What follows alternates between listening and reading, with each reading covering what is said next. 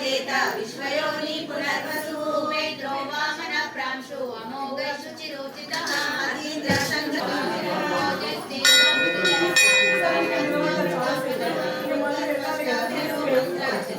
गर्भ परमेश्वरः कारणं कारणं कर्ता विकर्ता गहनो गुहा व्यवसायो व्यवस्थान संस्थान स्थानदो ध्रुवः परन्ति परमं षष्ठ दुष्टा पुष्टं सुरेक्षणः रामो विरामो विरजो मार्गो नेयो नयो नयः वीरशक्तिवतां श्रेष्ठो धर्मो धर्मविक्रमः वैकुण्ठ पुरुष प्राण प्राणद प्रणव प्रणव జగిత్యాల శ్రీ అష్టలక్ష్మి సహిత శ్రీ లక్ష్మీనారాయణ స్వామి దేవస్థానంలో అత్యంత వైభవంగా ప్రతి సంవత్సరంలాగే ఈ సంవత్సరం కూడా ముక్కోటి ఏకాదశి సందర్భంగా వైకుంఠ ద్వార దర్శనం భక్తులకు ఆలయ పక్షాన కల్పించడం జరిగింది.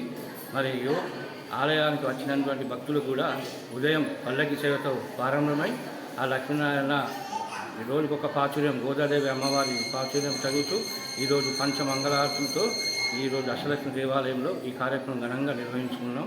ముఖ్యంగా ఇది ధనుర్మాసం యొక్క విశిష్టత ఏంటంటే వైకుంఠ ద్వార దర్శనము, ముక్కోటి ఏకాదశి, మరి అంతేకాక గోదాదేవి ఆమె ఆ శ్రీ విష్ణుమూర్తిని మనసులో తరింపజేసి 30 రోజులు 30 ప్రాచుర్యాలు చదివి ఆ విష్ణుమూర్తిలో లీనమైపోయి ఆమె మంగళ నీరాజన దీపం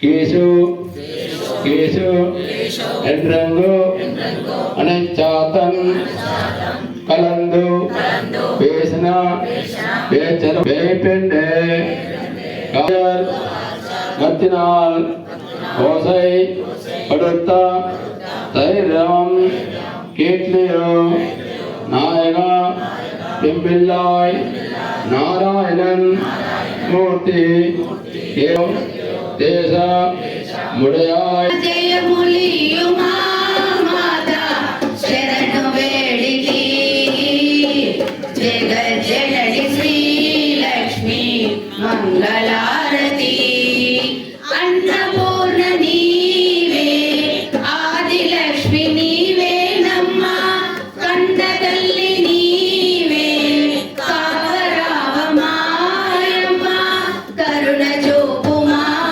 మాతా కరుణ చూపుమా మాతా నీవే నాగతి జగ జనని శ్రీ లక్ష్మీ మంగళారతి నీవే ధాన్యలక్ష్మి నీవే నమ్మ విద్యాలక్ష్మి నీవే విజయలక్ష్మి నీవే నమ్మ అనుదినము నీ పాద అనుదినము నీ పాద పూజ చేసితి జగ జగదాంబవు నీవే నమ్మ జగములోని జనులందరూ నీ పాదదాసులే నమ్మ జగిత్యాల జనుల జపము జగిత్యాల జనుల జపము నెరవేర్చవమ్మ జగ జనని శ్రీ లక్ష్మీ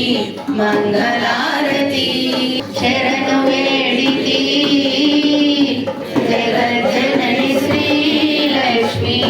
మంగళారతి. తదంగత్వేన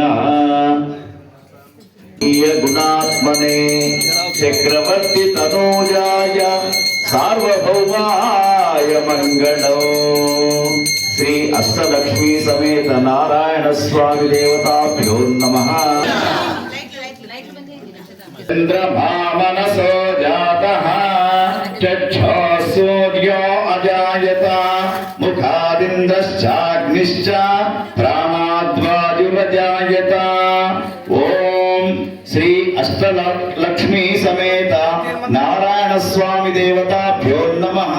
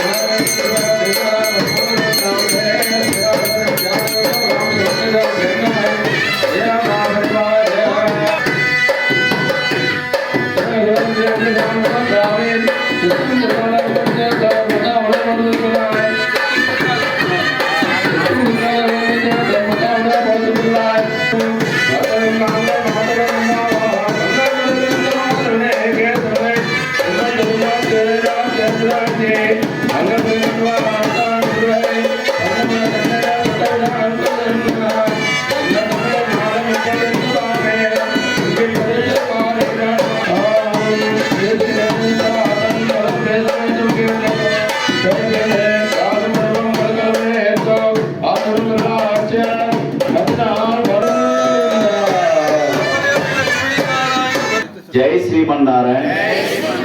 జై శ్రీమన్నారాయణ. శృతి స్మృతి పురాణానాం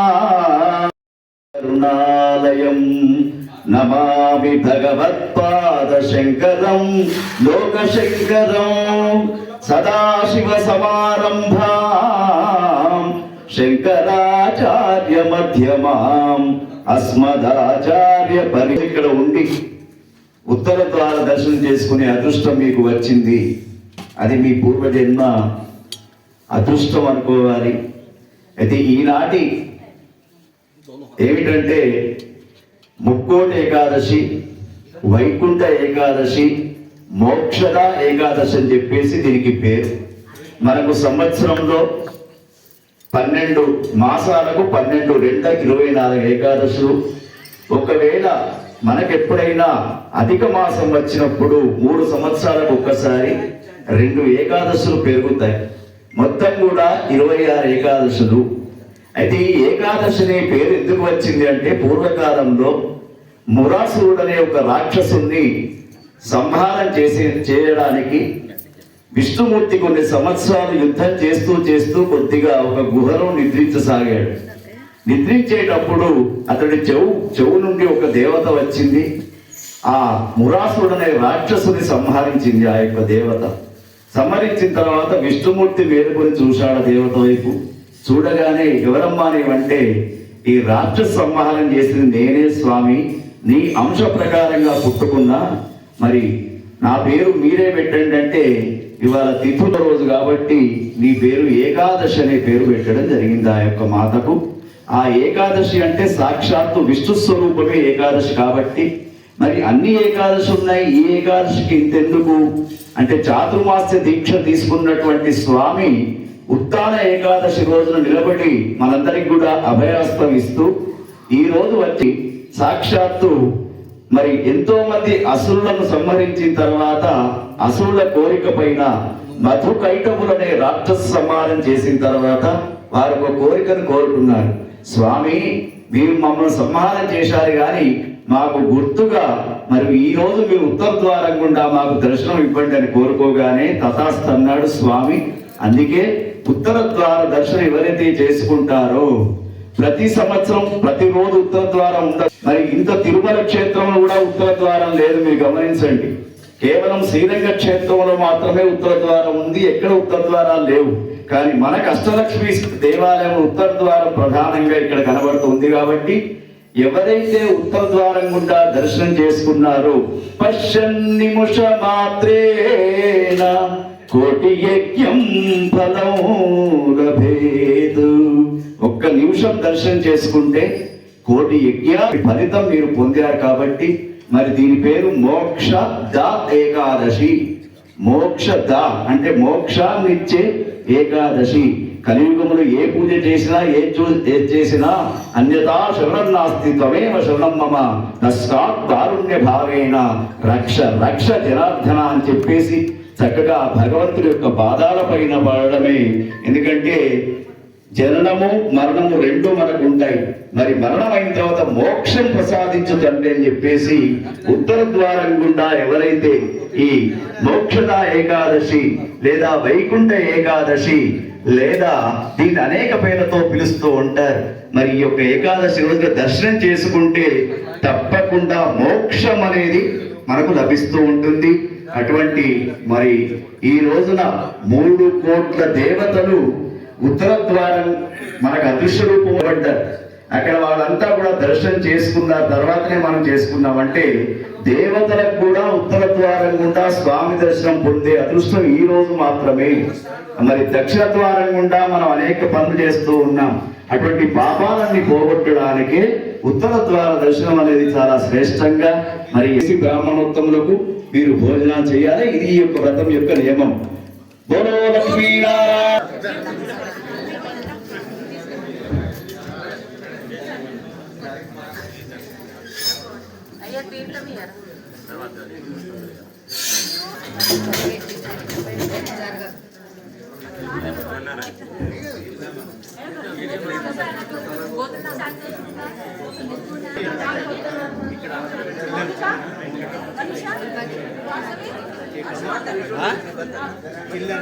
अरे अभी कहाँ चिल्ला रहा है? जाने का रास्ता ये अंदर